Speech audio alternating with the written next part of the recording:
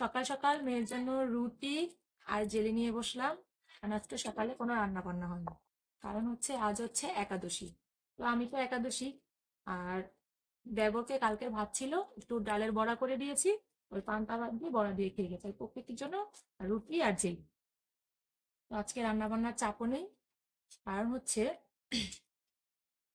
তোমার কালকে ডাল রান্না করা আছে, শুধু ভাত রান্না করে দিব আর হচ্ছে ডিম ভেজে দিব। এই হচ্ছে রান্না বান্না। স্নান টান করে পুজো টুজো দেওয়া হয়ে গেছে, মেয়েকে খাবার দিব। ওই জেলি পাউরুটিটা শখ করে আনিয়েছি, কিন্তু এখন খেতে চাচ্ছে না, তাই বলেছি একটু মোবাইল দিয়ে তারপর খাওয়াবো। আর প্রকৃতির দিকে দাঁত ব্রাশ করে একা একা ব্রাশ করে তারপর গেছে, মানে একা একা ব্রাশ করে ও ফ্রেশ হতে গেছে। তো ও আসলে ওকে রুটি আর জেলিটা দিবি। নমস্কার, শুভ সকাল বন্ধুরা। আমার চ্যানেলে নতুন আরেকটি ভিডিওতে তোমাদের সবাইকে স্বাগত। তো আজকে এখন বাজে সকাল 9টা, সরি 9টা তো না, সকাল 10টা। তো এখন থেকে আমি আমার ব্লগটা স্টার্ট করছি। আর আজকে হচ্ছে সোমবার। হয়েছে, আসো। ওই তো প্রকৃতি ব্রাশ হয়ে গেছে, তাই একা একা ব্রাশ করা শিখছে তো নতুন নতুন। ওকে বলছে ব্রাশ করতে, ও ব্রাশ করেছে কিন্তু চোখে মুখে আর জল দেয়নি। তো আবার গেছে চোখে মুখে জল দিতে। এখন প্রকৃতির নাস্তাটা করে নিবে। এটা এখন বড় হয়ে গেছে না, অবশ্যই মোবাইল দেখতে দেখতে যাও। তুমি গামছাটা নিয়ে আসো, গামছা নিয়ে আসা।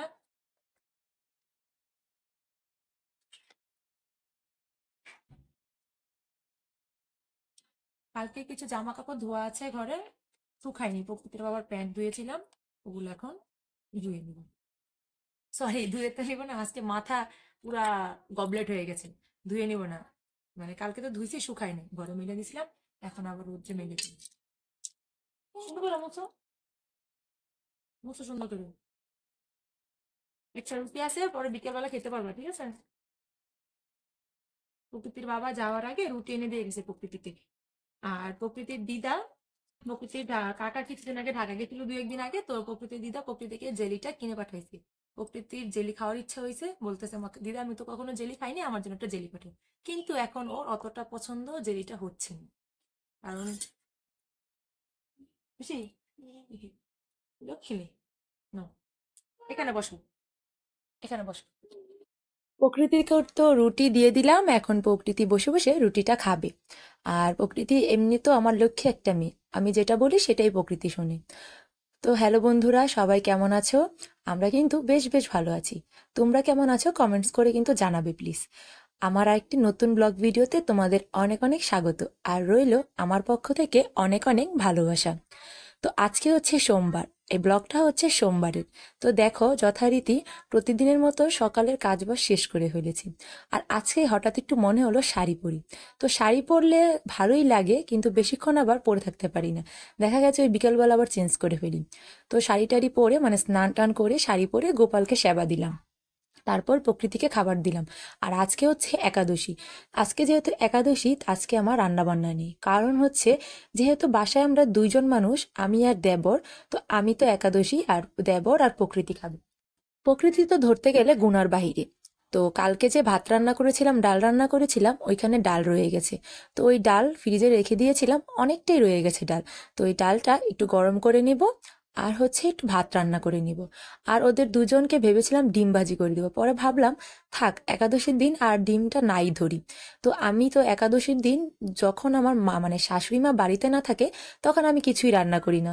ওই দুধ, সাবু, কলা এগুলোই খেয়ে আর বাদাম খেয়ে থাকি। মানে একার জন্য আমার রান্না করতে ইচ্ছা করে না। তাই ভাবলাম আজকে এক কাজ করি, ডিম রান্না না করে, মানে ডিম ভেজে না দিয়ে ওদের আমি একটু আলু ভাজি করে নিই, তাহলে আমিও খেতে পারবো। আর হচ্ছে প্রকৃতি আর আমার দেবর দুইজনে দুপুরে যেহেতু ডাল আছে, ভাত দিয়ে আলু ভাজি দিয়ে খেয়ে নিবে।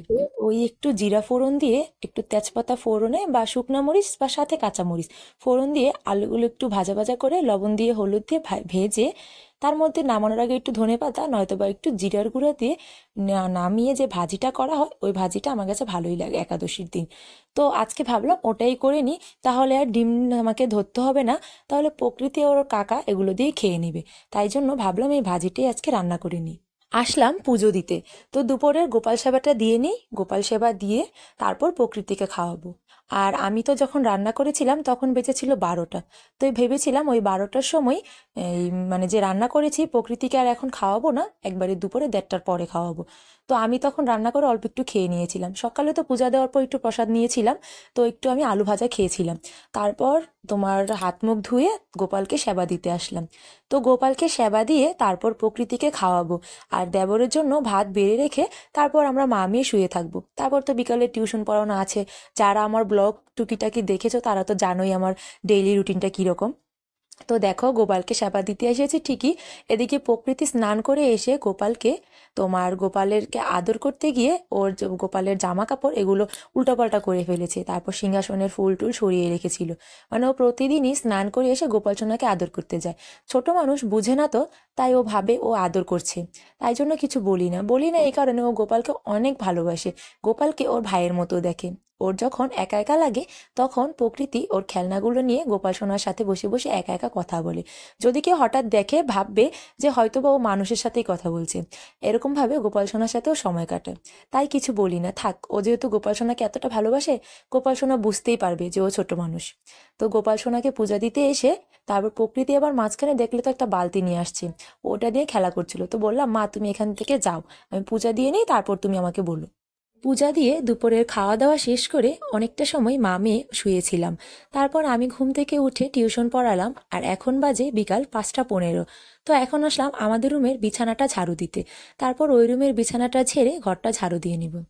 আজকে শাড়ি পরে কাজ করছি, মনে হচ্ছে যেন একটা গিন্নি গিন্নি ভাব। শাড়ি পরলে আসলে একটা বউ বউ ভাব আসে। আজকে আমার শরীরটা খুবই খারাপ লাগছিল, অনেকটা বলতে পারো মাথাটা ঘুরাচ্ছিল। তাই ভাবলাম একটু দুধই জাল দিয়ে নিই, আজকে আর আনারস খাবো না, তাহলে সন্ধ্যায় একটু দুধ গরম করে নিলে আমি আর মেয়ে একসাথে খেয়ে নেব। তো এদিকে কাজবাজ শেষ করে তারপর সন্ধ্যাবাতি দিব, সন্ধ্যাবাতি দিয়ে তারপর দুধ গরমে বসাবো। আজকে যেহেতু শরীরটা ভালো লাগছিল না, তাই সন্ধ্যার পরে আর ব্লগটা কন্টিনিউ করা হয়নি। তাই আজকের ব্লগটা আমি এখানেই শেষ করছি। তোমরা সবাই ভালো থেকো, আর আমার সাথে দেখা হবে নতুন আমার অন্য কোনো ব্লগে। তো আজকের মতো এখানেই বিদায় নিচ্ছি, আর আমার তরফ থেকে তোমাদের জন্য রইল অনেক অনেক ভালোবাসা। তো আমার কাজ বাজ দিয়ে আমি আজকে আমার ব্লগটা শেষ করছি।